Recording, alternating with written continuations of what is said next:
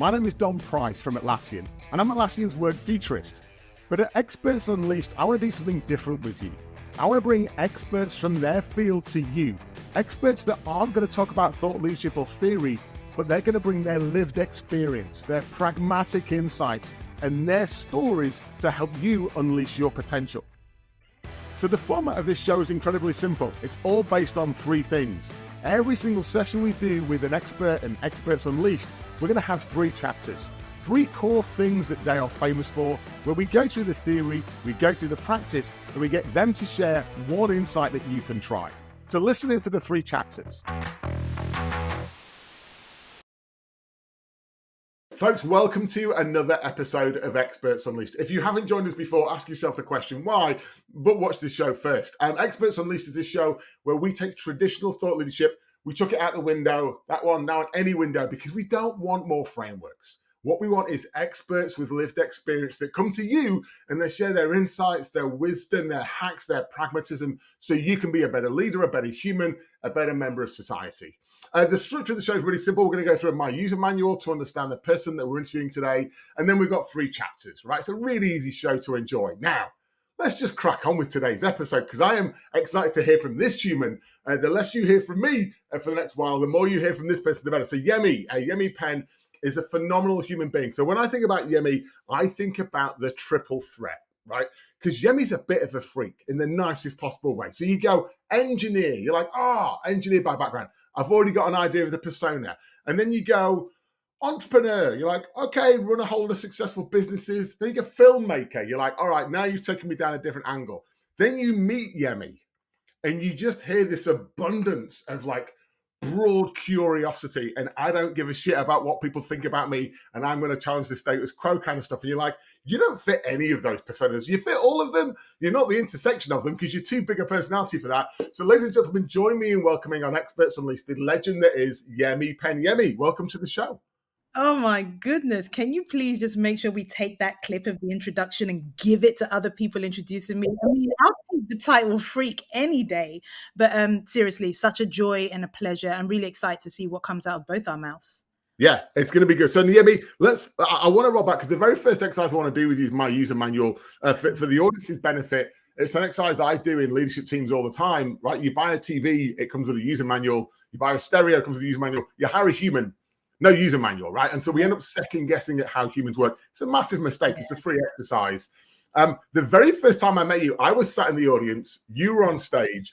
And so when you sent through the focus for your user manual was the you section, and you sent through your three words, I just laughed because I'm like, I knew that within 30 seconds of meeting you. You almost gave me your user manual when you got on stage because your introduction to a room full of accountants, if we were to want to give context to people, you just got up and you were you. Like you did a 30-second introduction, and I'm sat there, I'm like, damn, that lady knows who she is. And so the three things that you talked about you for your user manual, talk us through, like, who is Yemi Penn?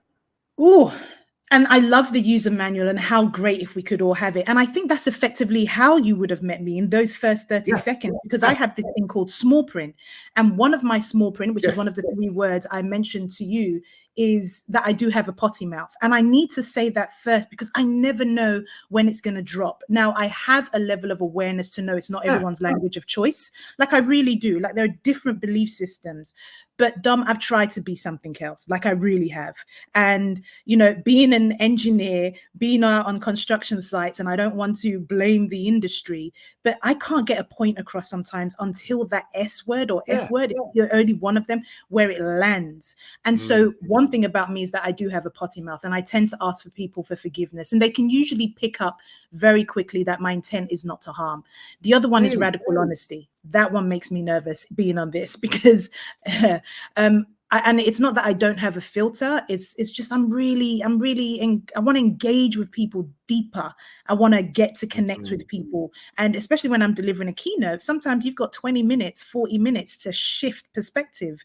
Radical honesty is important. And the other let's just click on that one for a second, because it's fascinating. You almost introduced that, and you did it when I met you the first time as an apology, right? And it's fascinating because I sense that one of the things we're all grasping for in the world right now is more radical honesty. Like it's one of those things we think we want, but when we get it, It's like, damn, that hurts, because Yeah. you are trying to shift a mindset or a belief. And in that room that we were in that first time, you got to hold the people like, this is the way the world is. And you're like, hey, at the end of this half an hour, you're going to be thinking like that. And it's going to be a little bit uncomfortable. So it takes that radical honesty. But I think your point there that it always, like from whenever I've heard it from you, it always comes from a good place. The asterisk I always give people is that doesn't mean it doesn't hurt. Yeah. Okay, it's almost always is going to a little bit, but like, how do we unpack that discomfort? So I love that one. Yeah, absolutely. And look, it's like going to the gym or anything. You know, you think I want to eat green beans and broccoli all the time. Like sometimes I just want the pie and mash. Same when I do an F45 workout. Sometimes can we just chill? Like the discomfort is there, but there's growth. And look, one thing I didn't get to squeeze into my 3 words is I do it with grace, because it is possible to be honest and to be mean. But you can do it another way. It still doesn't mean it does tickle. It more than tickles, but we've got to get there. And your third word, which I love, and I'll tell you why in a minute. Talk us through your third word. Curiosity, as if like a cat, like caught a mouse. And I had to add the cat and the mouse in because I know a lot of us are using the word curiosity. And, you know, and I usually add mine with rebellious curiosity, but curiosity just as a standpoint. The cat had to come in because I was thinking, why is it such a big deal now that I'm curious? And I think I'm making up for the times that as a kid, I was curious and I was just told, shut up. Like, keep quiet. Like, and also I'm in that generation where curiosity killed the cat. Like, I'm still concerned about the cat who didn't make it. But once again, the cheekiness in me says, well, some people say cat has 9 lives. And so even though we talk about curiosity and I know we want to, you know, not just focus on frameworks, absolutely, but we should all be curious, but with ourselves. And mine starts with me. So I'm already curious into the psyche I've gone through preparing for this chat. It's been wild. It's been a wild ride just preparing to talk to you on Experts Unleashed. So let's I mean, that takes me back to a thread. We had Ben Crow on episode 1, and Ben talked about how the values he has in his life today, how he turns up today is based on his childhood, his upbringing, his lived experience. You know, he lost his dad at an early age. Like, he tells all these stories about how they turn up. But it's fascinating because I've been trying to understand more about this word curious, and way too often people talk about curiosity as this outward thing, right? I'm curious about the world or the environment. And you're like, no, and that's not bad. I don't want to piss on their flames. Like, good on you. Like, you're curious about that's a great start. But you're like, no, I'm curious about me. Like, what my makeup, my psyche, my decision making, how I turn up. Like, if you're not going to go first, then that's a fascinating, like, introspective on curiosity. That if you're not curious about yourself, how can you truly be curious about other things if you can't be curious about who you are first? Agreed. And can we just be real? Let's just keep shit real. It's uncomfortable. It's significantly easier to be curious about someone else, to look, to judge. But the minute we have to sit down with ourselves, I don't know, it was someone, it might have been Jordan Peterson, someone said, you know, if people literally sat down with themselves for too long, they would end up being depressed because you would have to do it, right? I don't know, you might need to edit that bit out, but there is some truth in that. There is. And that's the discomfort, but it's, oh my goodness, it's also the freedom, which is one of my highest values. It's liberating. It just makes me laugh. So I was deadly fortunate 6 or 7 years ago in the US visiting a mate of mine, Sophie Wade. She watches this show. She's hilarious and mental. She's an awesome human being. But she gave me an exercise that my ego at the time couldn't take. Right? She gave me the exercise and I heard it. But I'm like, it's not for me. I'm fine. I'm good, right? 41-year-old middle-aged man. I'm successful. We're all good. I like your exercise, but I'm fine, right? And I get on the plane, New York to LA, had a few wines, LA to Sydney, few more wines. And I'm like, you know what? I'm bored. There's no movies. I'll do the exercise. And it was all about reflecting on you as a leader. And I cried from like Fiji onwards back to Sydney because it was so confronting. But everything I was looking at was true. It wasn't untrue. But it was the first time, I reckon, in 10, 15 years of my career, maybe longer, I'd had a proper reflection on who am I as a leader? What do I stand for? How am I turning up? And how do I want to be perceived? How do I want to be valued? And doing that was, it's gut-wrenching, but I now do that every 90 days. That's now a norm. Still uncomfortable, but it's now a normal part of my practice because otherwise I project out. I want the team to reflect and I want the project to reflect and the company to reflect, but I'm fine. And it's just arrogant.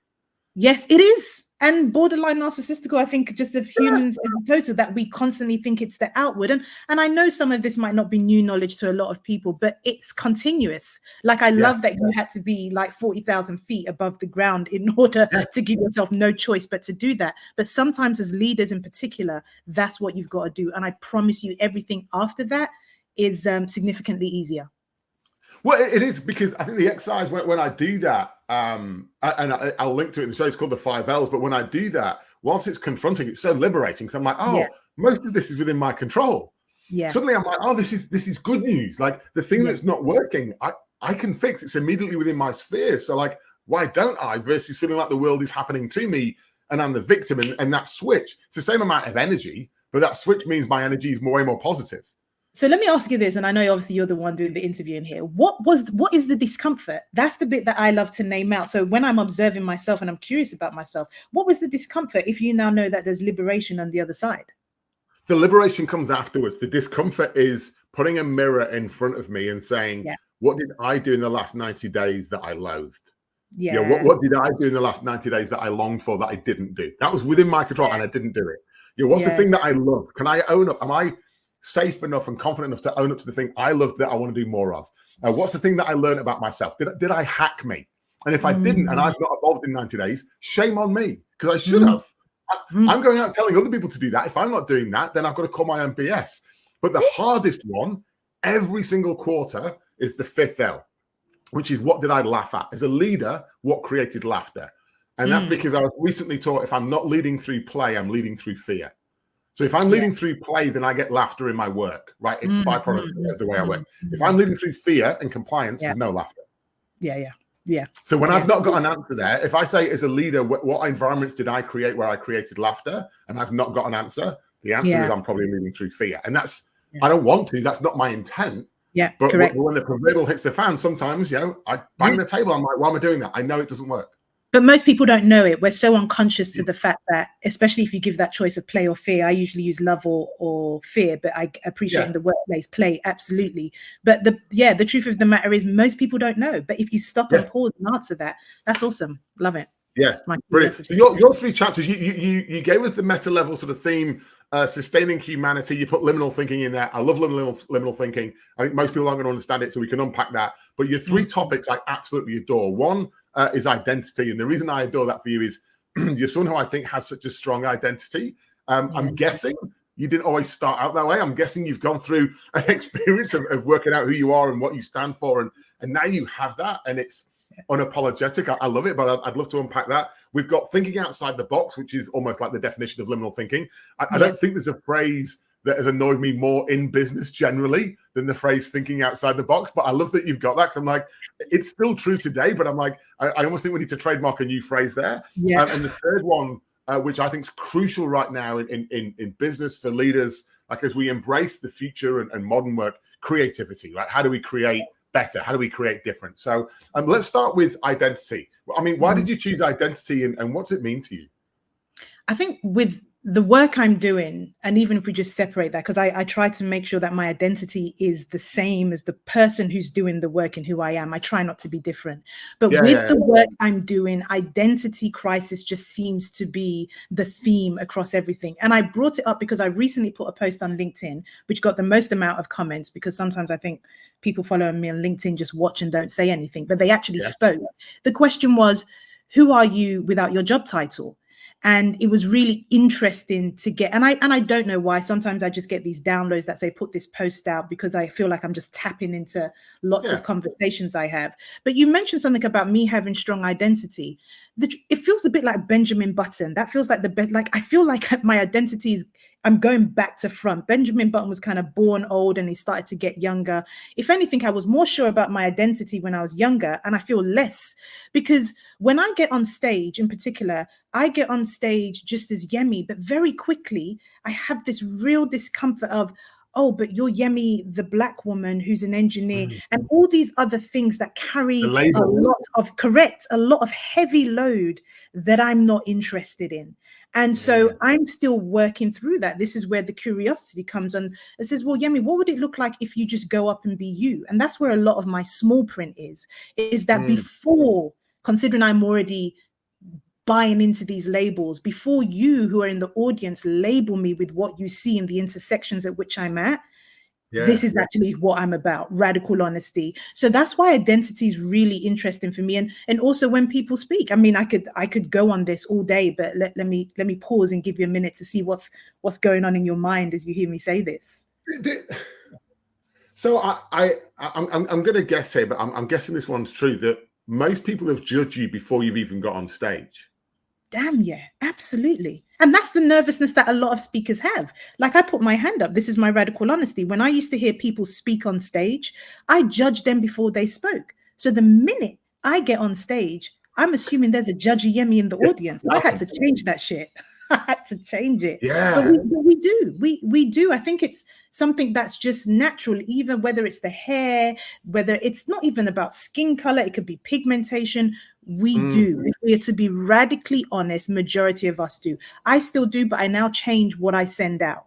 I don't like, for me, it's the love or the fear, and it's giving all the love I can. That then allows me to be strong in my identity when I'm doing anything. So then unpack for us, right? You said you felt like you had a stronger identity when you were younger than you do now. What's changed? Yeah. It's a good question. And on the premise, you already gave me permission that I can speak freely, and I invite people to sit with any discomfort.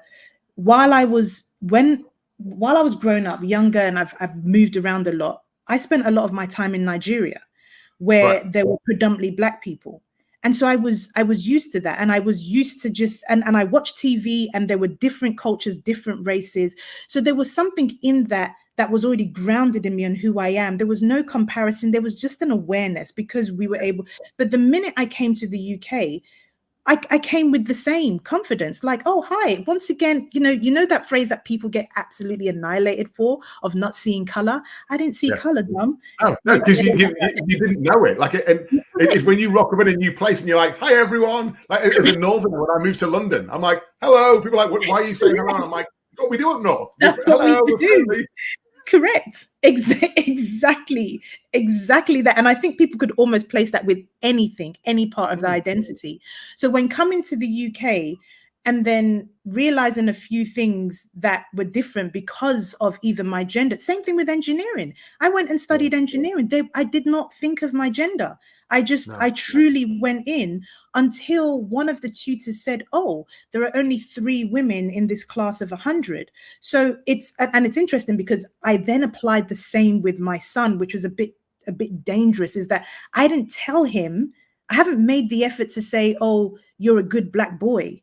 Like, I felt that would be like, in a way, it felt counterproductive. But now I'm sitting with discomfort of, well, should have you prepared him? Because somebody else decided to let him know that. So this is my interest in identity, right? Where is the line?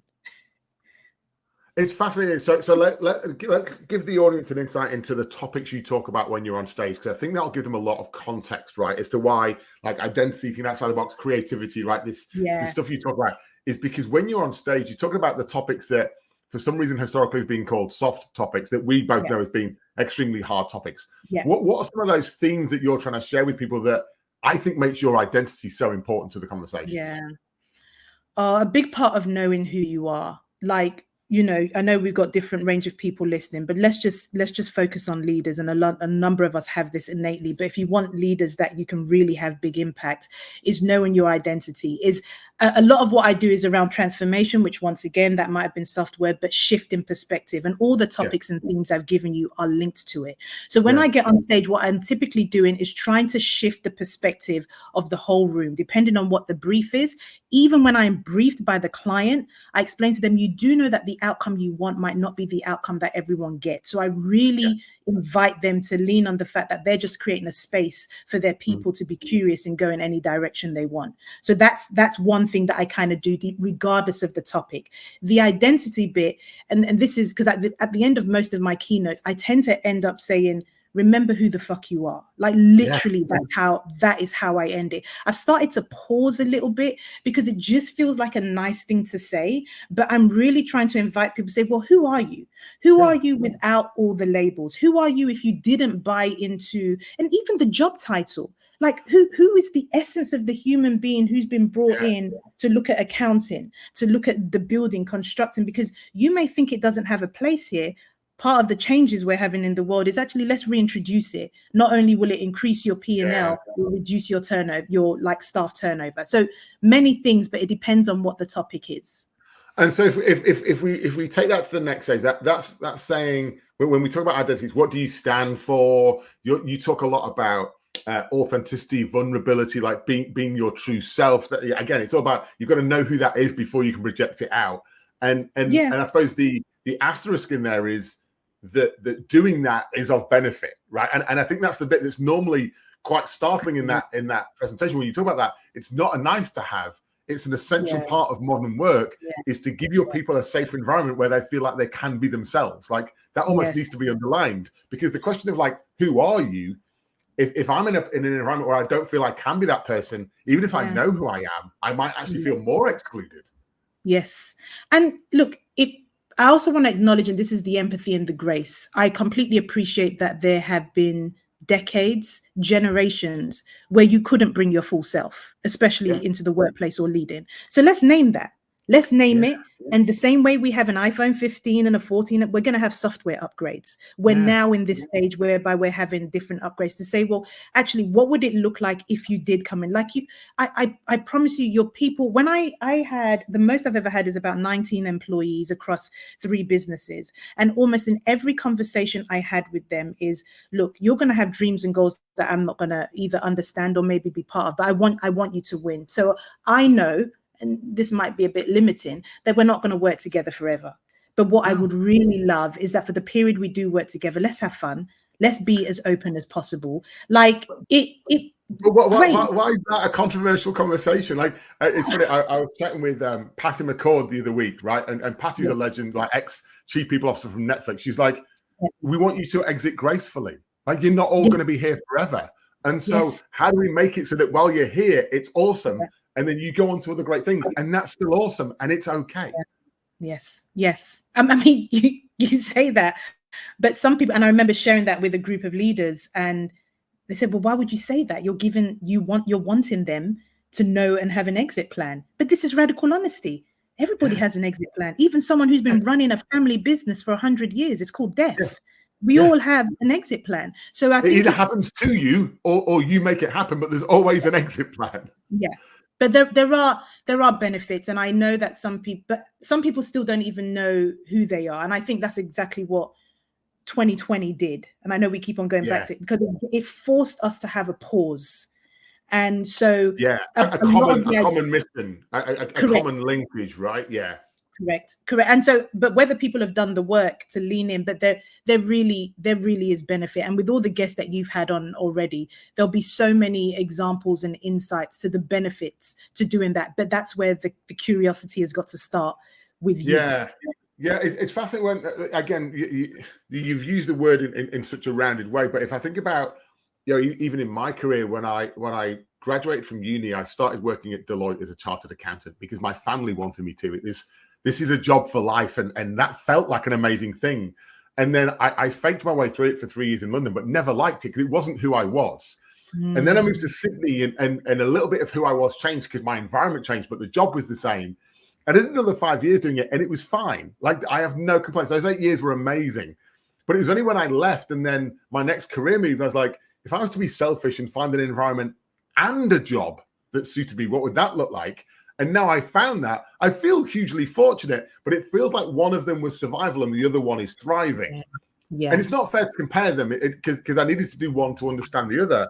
But it's fascinating how in that first one, I feel like I had multiple identities. There was like a work dom that performed a certain way because there was a mold. And then I was me outside of work. And I didn't realize how exhausting that was. Oh, you just said the word. I was going to ask, was that exhausting? Because that's the other thing. When we talk about burnout, and I know that there are people who are way more intelligent than than me that can tell you what's happening in your body, in your mind. But the one thing that I link with identity, when you are different people, not only is it split personality, whatever name you want to give, it's exhausting. Like rest. Like that's the invitation. As a leader, you need to rest, and it's going to be tough for your family you go back home to and the people you're leading. Yeah, but you can't, like, it's only after that experience I'm like, you can't maintain two sets of values.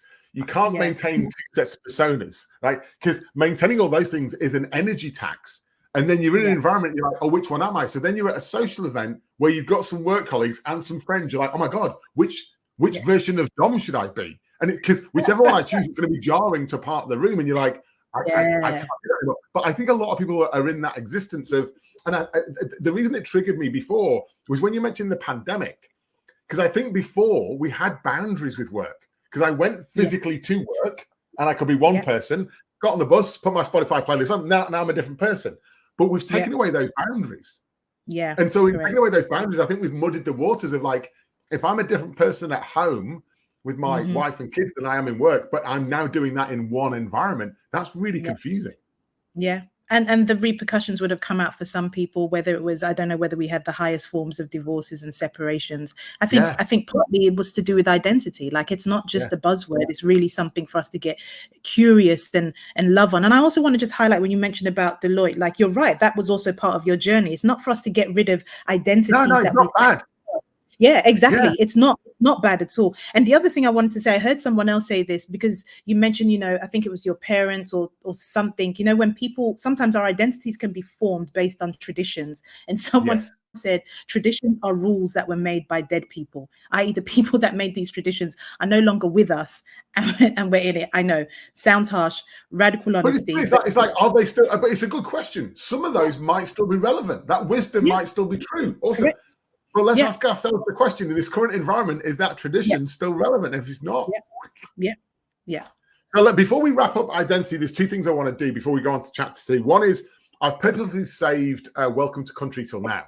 I was going to do it at the start of the broadcast, and I'm like, I want to cover identity first because as someone who emigrated to Australia 21 years ago, when "Welcome to Country" and acknowledgement of country came in, I didn't quite understand it, and I've spent a decent amount of time with elders in the past few years. And the more I understand about the history of Australia, the more excited and energized I get. I just like, I don't know whether it's like middle age for me, I'm 46 now, where I've just suddenly realized there's a huge amount we can learn from the past. And I've just woken up to it. But let's just use identity to say, hey, I want to acknowledge the traditional custodians of the land I joined this conversation on today, the Gadigal people of the Eora Nation, and pay respect to elders past and present. I think for me, the rich tapestry of a 60,000 plus year population and story and narrative is something I feel very privileged to be part of. Yemi, for you, if we've got leaders out there listening who are like, okay, I want to tap into my identity more, I want to own that, I want to know who the hell I am, right? Yeah. What's an exercise or something they can do to start to unpack that? This one sounds simple, but just do it as a test, and I do it with a number of my coaching clients. Just start observing yourself. You will know. Like just start observing yourself. Just observe. Like just when someone's speaking to you, or if you're on a Zoom, because you spoke about the boundaries are mixed. Like the perfect example is you're in a meeting, you're at home, you've got a family member come through, or something happens that takes you out of the thumbs up, something takes you out of your comfort zone. Like just observe what's going on. And if you can really stay with it long enough, the observation, because it will usually be some form of discomfort, it's an invitation, just stay with it. I promise you're safe. No one is going to come out and say, oh, imposter, because that tends to be the biggest link with identity. Just ask yourself that high quality question. What is it? What was really bothering me there? What's the issue? And then answer as radically as you can. So the observation is the key part, but afterwards I'd say ask yourself that really high quality question. Well, what just happened? Why am I nervous? Why am I hiding? Why am I not speaking? Why is my heart beating so fast? Why has that really pissed me off? Start to figure out who you are. So that's a really good two-parter. It's one, observe yourself and see the things. Like you've got to see them first, and then once you've seen them, ask yourself what was happening and why that made that thing.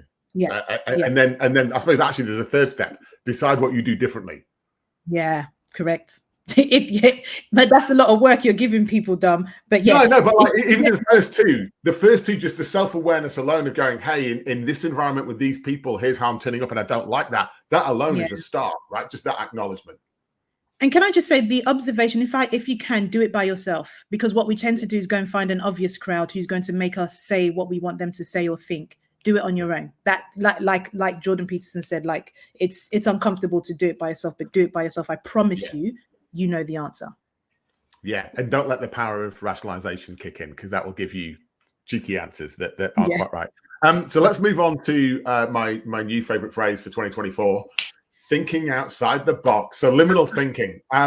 I think this is something I associate with you, and so I'm glad you put it down as a theme. It's also something that I'm seeing as lacking in a lot of modern leaders. Right? They've got process and compliant, and these are the things I have to do. Survival, right? And some of the economies that I'm working in, and then not feeling that comfort to be a bit edgy, to be a bit different. So why did you pick thinking outside the box? And what does it mean to you?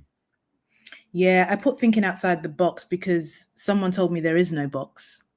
And that continues to blow my mind. So we've created the box, right? Society's created fictitious boxes, and we therefore think we need to think outside them, but they're not even there. And therefore, and that's why it's heavily linked to the last one, but we can go into more details. And that's the reason why it's just stumped our creativity. So I partly put it there, giving you very little context, because I wanted to bring this different perspective. There is no box. Now, people like me who think they're smart and cute, when I first heard that, like, think outside the triangle, I think outside the circle, like, our creativity can come by giving it different shapes. The truth of the matter is some of us just make the box bigger. But if we're just to humble ourselves just a little bit in the fact that even if we've got 100 years of experience, there's so much we don't know.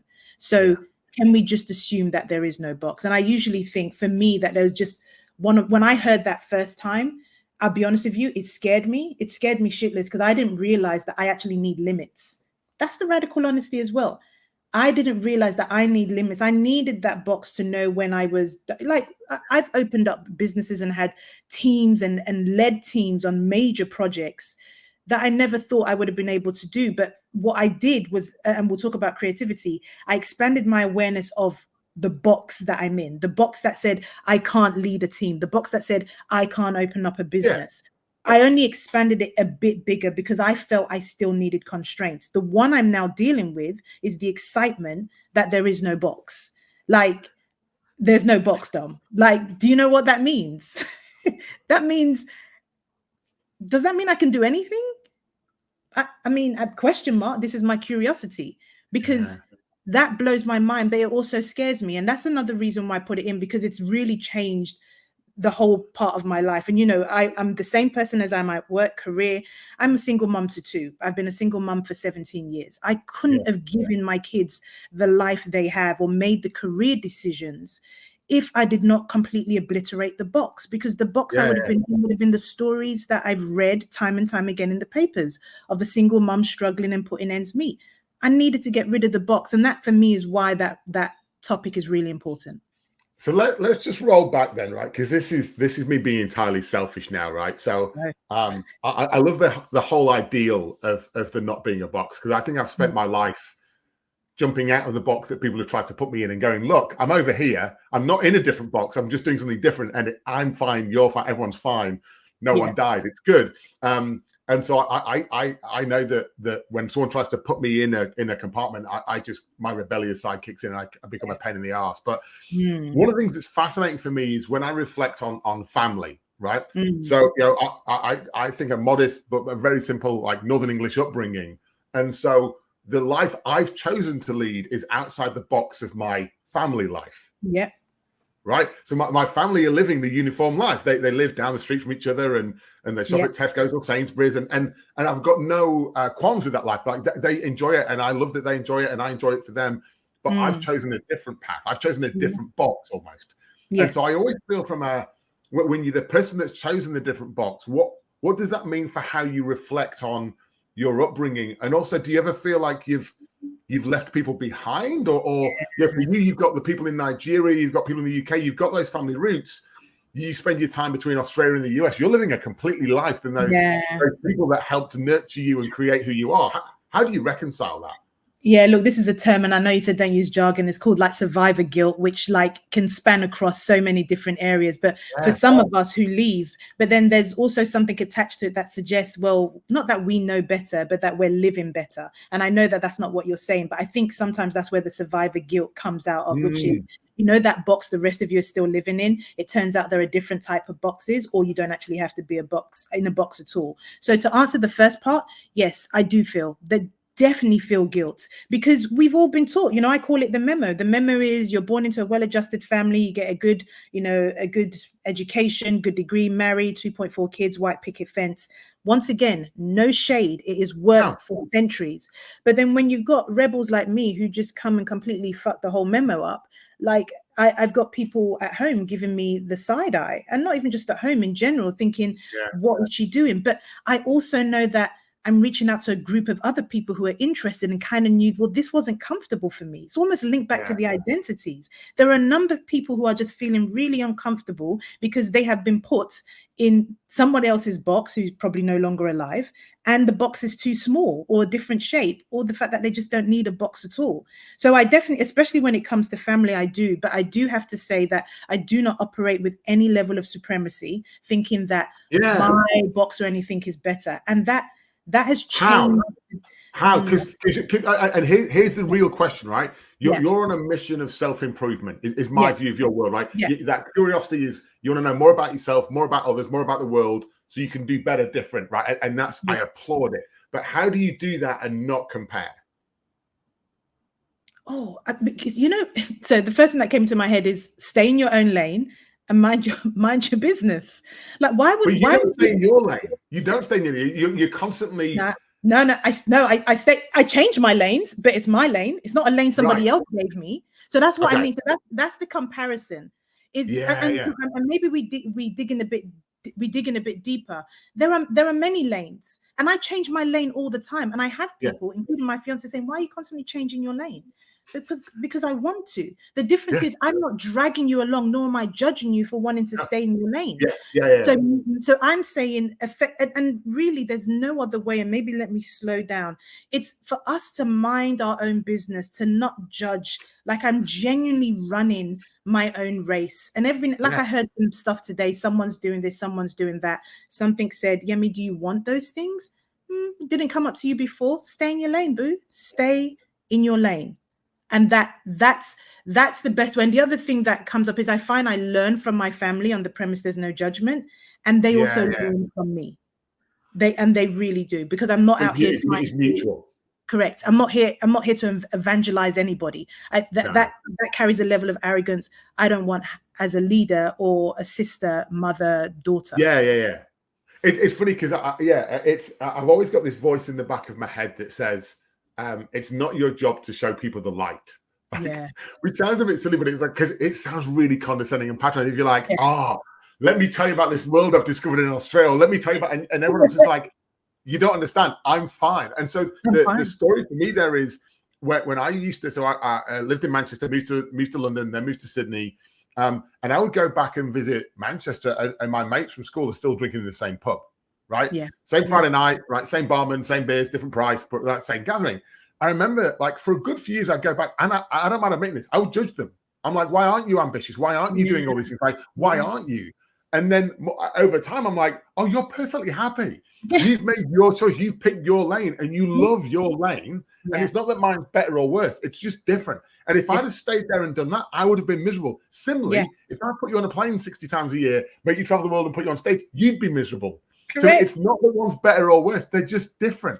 But I still think as a society, we like to, sometimes I feel like comparisons are happening when I'm like, don't. Like, it's the thing that you think is glamorous about traveling the world, let me tell you, it's not. Right? Because there's two sides to every argument. Correct.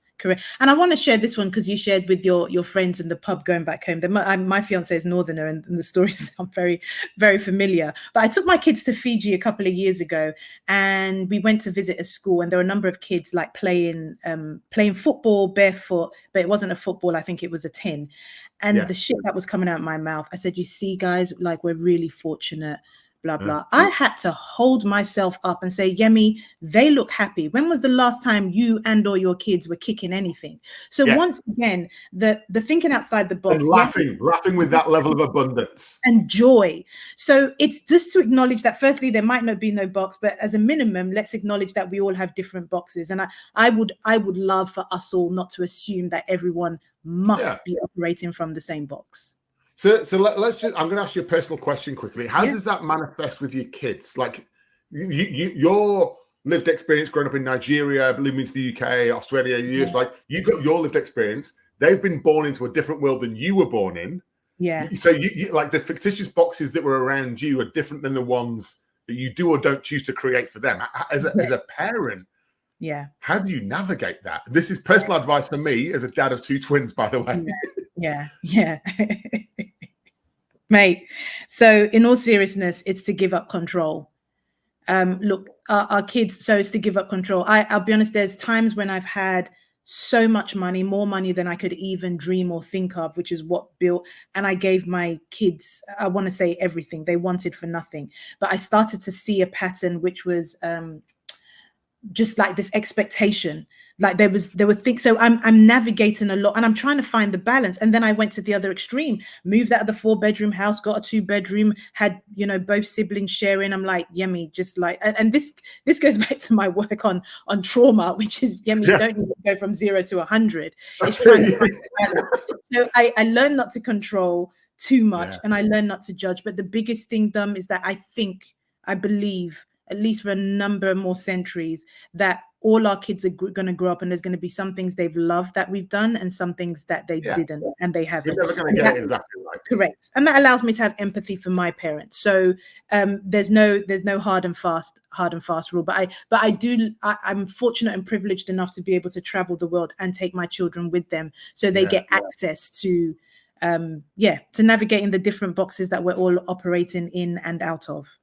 And that's a gift, mate. Let's acknowledge that, right? That gift that you're like, you're going to see different cultures and customs and norms, and the only thing I ask of you is absorb it. Like that is a great gift to have at that stage of life when you're so moldable, to go to the places and go, oh, this is different. Like, it is different, and it works.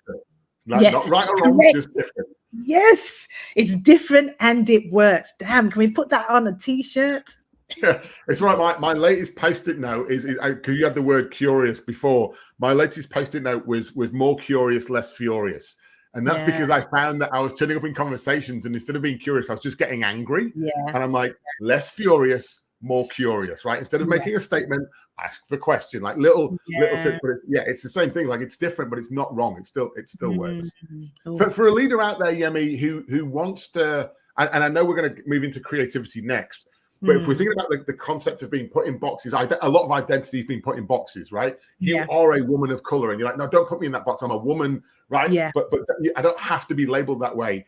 Right. If you're a leader at the minute and you're sort of jockeying with us or struggling with it in any way, what's a hack or trick that they can do to start to understand how they might be putting themselves in boxes or others in boxes? Oof. This feels like such a cheat, but it's the curious. I mean, you just kind of gave it away. More curious, less furious, because you can get frustrated. And once again, I know it sounds really simple, but especially with the identity stuff, and I know it's more in America. I know you've got listeners all over the world, but the whole conversation of diversity, equity, belonging is taking a real big shift.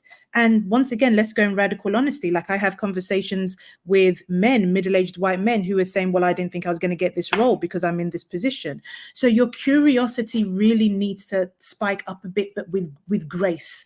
And it goes back to the quality of the questions you're asking. What is it you're navigating? What is the issue that people are talking about? Are you really hearing? Are you pausing? And I want to say pausing is a big thing. So this comes from, and I know this is not me on the thought leader, this comes from the research I'm doing, is that we do not pause enough, because we actually think, I think because we don't stop, we think, well, are we going to get the output? Your output will be greater. So in your curiosity, just pause. What's coming up for you? I feel like that landed with you, like, it's a timing thing, mate. I've been doing an exercise for years with, I have a few different bosses every few years, and I started my own reflection exercise, which is, here's the positives from work-wise, positives from the last quarter, things that could be improved. here's a personal reflection, and then I rate myself right with 5 stars on the customer engagement and the PR and then like all the different facets of my role. And I started out as a private document, but then when I got 2 team members a few years ago, I shared it with them, and they were like, "Wow, like radical honesty." They were like, "Shit," like, and I was like, "Well, why wouldn't I?" Like, if we talk about it, there's a chance of improving it. But the fascinating thing that I found with them is it turned the conversation from I don't know why Yemi doesn't talk up more in meetings. Instead of saying that, I say, "Hey, Yemi, I've noticed you don't talk up in meetings. Can you help me understand how I can help you be more comfortable talking up in meetings?" So it goes from "I don't know" and the arms folded, right, the physical manifestation, to the "tell me more." And the reason it sort of registered with me is my team did theirs. My 2 teammates did theirs last week, and we had it as an open document. So every one of our 13,000 employees in Atlassian can see it. But there's a whole lot of people ping me directly going, "Is Sven okay?" And I'm like, "Why would you say that?" And like, "Well, you know, the things he wrote on that page." I'm like, "But they're true." Yeah. Why would what? But it's something I acknowledge my privilege that I've got 2 people I work with where we have that safety, we have that trust, we have that rapport. And I've now got used to that conversation. Yes. And I'm trying to help other people go, how do you tap into that? It's not just ask the question. It's, as a leader, set up the environment where that question will get an honest answer. That's the step. And that's a beautiful one. And because I know I want to give succinct, try and see for a leader, try and see if you can step out of your echo chamber. No shame in that. But sometimes we're in our echo chamber in the sense that we are surrounded by people who are doing stuff the way we do in an elevated way that maybe the rest of the organization isn't. So make sure your curiosity is outside of your echo chamber, speaking to people with a view to listen. I want to quickly mention this one because it's come as a download and I'll be very quick. It was something similar to what you said. A lady who had been following me on social media reached out. She wasn't happy with something I had posted. And thankfully, she was gracious enough to meet up with me and for us to have a conversation. And what I did, I think, as a leader, one of the qualities is I paused just to understand, firstly, why she explained she wasn't happy and why she was open. And the words I said to her was, "What do you wish I would have known that before I put that post up?" It changed that question. If I can gift everyone that, what do you wish I would have known before I said that? What do you wish I would have known before I expected? Just asking a question in a genuine, curious way. Like if I could gift that, because trying to be as humble as I can, it really shifted the conversation. And I'm saying the topic we were talking about was not light. It's some of the conflicts we're seeing in the world. But it's great because you said, let's abstract away from the topic. It's not that I'm right, you're wrong, or vice versa. I'm not going to debate that with you. Correct. We might just have different views of the world. But what is it you wanted me to know before I wrote that you think might have changed what? And then likewise, like how can we then make that a more rounded dialogue? No, I love that. Okay, so topic 3, creativity. Now this is one that is fascinating right now because it's a word that's been bounded around a lot, that and innovation and a whole lot of disruption and technology and all that jazz. And yet I think it's something that we've not necessarily tapped into. I've seen a lot of science in the last few years of my work and maybe not enough art, right? The art of you talk about pausing. I think the minute I see the word creativity, I think about space. Like, are you giving me space to wonder, right? To explore, to experiment and go and do random stuff. And if you're not, then am I truly being creative? So again, talk us through why did you pick creativity and what does it mean to you right now? I think I picked creativity because I'm exploring that deeply as someone whose first degree was in engineering. And the theory based on the science suggests that you only use one side of your brain. Like I said, people smart. But I've always been curious. There's that word again. What's happening to the other side of my brain, Dom? Like, why has the other side of my brain just been left lagging? Like, there's a whole portion there that's not doing anything. Right. And so once again, without trying to make everything binary, creativity really has become important to me because I think it's always been there, even with my engineering, but there may be a bit more too many constraints. And as you said, when you think creativity, you think art, you think space, you think pause. That's what I'm really kind of enjoying. And I went so much like rebelliously curious that my PhD is via an arts base. Like it's wild. What am I doing? I'm literally once again not just thinking outside the box, but taking the box away, because I would have never believed, honestly, in a number of lifetimes that I could have this career in engineering and then go into arts-based research where my output at the end of that degree, that doctorate, is a documentary. However, once again, I've been humbled by the process of academia, because what it's made me realize is that this isn't just about making the documentary. There are so many things. So when I think creativity, it's, you know, and I know there's innovation, there's technology, it's way more. I mean, who's that? Rani Khan. Like, when I think of creativity, I think she shared what her team had made, which was this tape that you just put in your fridge to say no one touch all the food on that. Like, we really need to redefine it. It's pause enough to say, you know, that problem that I thought was so big, my goodness, it's not. It's a different way. I'm currently having creative fun with, is it more money I want, or is it more resources I want? That's another form of creativity. So that's why it's interesting to me, because I know there's a big chunk of my brain that hasn't been exercised for decades. It's funny. Me and my now wife, we've been married for a few months now. We had a conversation recently about what do we believe are the elements of life that make us feel more content. Not in a bad way, in a like, can we decipher what it is we're after, and if we know that and we share it, can we be more purposeful in pursuing that? So, like, to your point, is it we want a certain income for a certain lifestyle? Is it we want a roof over our head? Is it we want to be debt free so I can sleep at night? Like, they're all different trade-offs, right?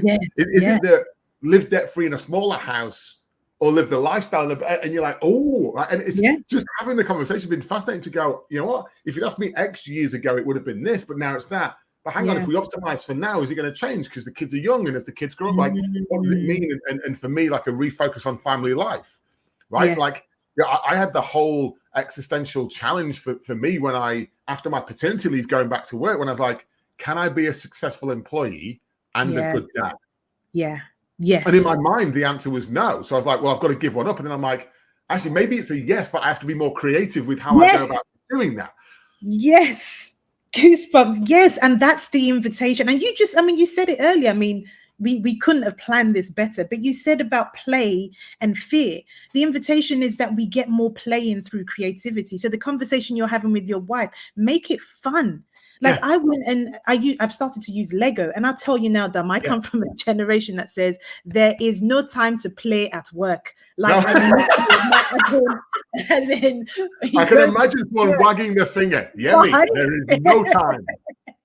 Exactly. And I'm saying, let's turn this box upside down. Let's get rid of the box. And that's the part of creativity that I'm really excited about. It's actually trying to have fun, to unpack or unravel some of the biggest problems you have. And it doesn't have to mean that you're a physical painter, artist. I think no. It's not become an artist. I don't mind giving an example. I ran a workshop with a team recently.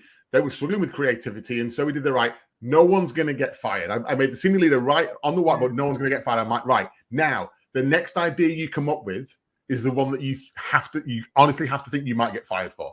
Because the leader's just written, no one's going to get fired. So I'm going to measure you on how close to being fired you are. Like, go for it. And there was this maverick unleashing of stupid ideas that we got up on the whiteboard, and we're like, cool, let's just imagine we did some of these. Let's just work backwards from that. And that ended up setting a stimulus for a whole new stream of work where you're like, you were never going to, if you started with X and said X plus 1, that's not creativity. That's evolution maybe, right? Or it's progression, but it's not creativity really. What I said was take X, throw it, and just almost start again, but like be bold and don't feel there's any recourse, right? And when we set up that environment, everyone's ideas changed. Oh my gosh. So I think I'm already preempting what you say. Well, what's a takeaway a leader can do? Exactly what you just said. You created a space for that creativity to come out. Because to be really clear and open, part of the reason why I went off to set up my own businesses is because the creativity I had to offer my employer at the time wasn't being tapped into enough. They knew I wasn't an overworker by any means, but I was that chick. I was working on Central Station in Sydney. I would be in bed thinking, so how do we close down platforms 10 and 12? Like, what's the contractor saying? Are we going under? Are we doing it on top? I cared about it. If people knew, if leaders knew how much their people have so much to give, so much to give, So but we much, need so to much create of their the space. heart and soul that they give to work, and We they do. treat them like a human resource. Yeah, correct. And that almost links everything. So as a leader, figure out your identity. Are there some things that make you feel a bit insecure? Like I get there are some leaders that get a bit insecure. If this person shows their creativity, my goodness, this is for the growth of your company. Like when you can create Harness that it. space, Don't right? close it down. So I work on the basis, like every one of my team's got it in them, right? If the fire's in the Yes. belly, right? I know Yeah. it's in there, but Yeah. I may have pissed on their flames at some point and put the fire out. So my job as a leader is to reignite that and Yeah. let them blossom and bloom and grow. And it doesn't mean we don't get everything right, but when we do that exploration, we genuinely come up with more creative, liberating ways of doing stuff. It's then just a matter of tapping into that. It can be a game changer. But I like your point there. It's like for the leader to set the environment. And again, it probably takes full circle back to number one. You need to have a strong identity of who you are and how you're going to turn up to then create that environment for others. Otherwise, that's a messed up equation. Yeah. Yemi, I could talk to you for hours and days. We've only got a short period of time together. First of all, thank you from everyone in our audience who's going to watch this. There's been some great wisdom. Two questions. First of all, if anyone wants to follow up with anything in the world of Yemi, learn more about you, what you do, how are they best finding you? Best is my website, yemipen.com. Instagram is where you get me slightly more radically honest. But damn, yeah. I will put one to that. If you want the edgy, like, that's what Yemi's thinking right now. That is, as long as you don't judge me. Don't judge me, then you'll be all right. It's free-flowing, it's genuine and authentic. So I love that. Yemi, as a thank you for your time, Atlassian's doing a $500 donation on your behalf to a charity of your choice. Can you just tell us which charity that is and why you chose it, please? Yeah, it's a not-for-profit Indigenous charity called What You Were Wearing. It's a big push for us to have the uncomfortable conversation around sexual violence. So really love their work. I was meant to speak at their rallies this month, but they're doing great work and just really grateful that you're offering that for them to be able to continue the conversations, but hopefully have less rallies in the future. Yeah, huge topic and a great cause. So again, thank you for your time. We will gladly make a donation on your behalf. Folks, thank you so much to Yemi for your time, for your wisdom, for your experience. If you want to follow up with Yemi, go and check out her website or any of her information. A true sort of genius in unpacking all those uncomfortable conversations and just sharing them in a way that I find very accessible. So Yemi, thank you for your time. Join us in the next episode of Experts Unleashed, and thank you to the audience for your time.